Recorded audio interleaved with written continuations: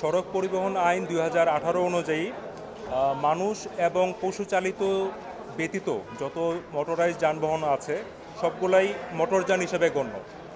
এবং মোটরযান হিসেবে যেহেতু গণ্য হয়, এই সড়ক পরিবহন আইন অনুযায়ী সব ধরনের মোটরযানের ক্ষেত্রে ড্রাইভিং লাইসেন্স থাকাটা অত্যাবশ্যক। এটা যেই ক্যাটাগরি যানবাহন সেই অনুযায়ী যানবাহনের জন্য ড্রাইভিং লাইসেন্স থাকতে হবে। এখানে যে ইলেকট্রিক রিক্সা বা ইলেকট্রিক ভ্যান যাই আছে সবগুলির ক্ষেত্রে একই আইন প্রযোজ্য।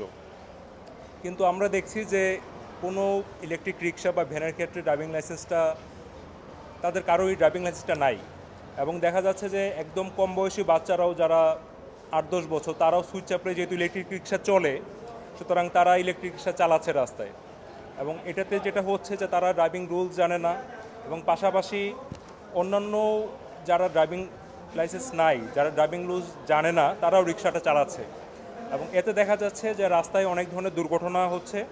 সুতরাং আমরা একটা রিট পিটিশন ফাইল করেছিলাম যে যে ইলেকট্রিক ভেহিকেলসগুলি আছে, সব ধরনের electric vehicles including the rickshaw, van এবং যত ধরনের মোটরযান আছে, সব মোটরযান চালানোর জন্য যাতে অবশ্যই চালকদের ড্রাইভিং লাইসেন্স থাকাটা কম্পালসারি করা হয়। পাশাপাশি আরেকটা বিষয় চাওয়া হয়েছে এটাতে যে যেই রিক্সাগুলি চলছে এগুলি প্রপার ব্রেক থাকে না, তাদের ইন্ডিকেটর লাইট থাকে না এবং লাইট থাকে না, যেই কারণে তারা যে কোনো সময়ে তারা চাইলেও ব্রেকটা প্রপারলি ধরতে পারে না।